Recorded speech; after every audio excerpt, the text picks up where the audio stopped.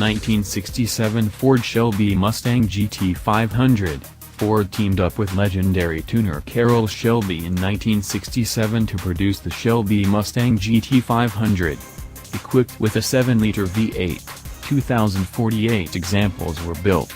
Expect to pay £100,000 today. 1969 Chevrolet Camaro ZL-1. Like the GT500, the Camaro ZL-1 was fitted with a 7-liter V8, but, unlike the relatively common Ford, just 69 were sold.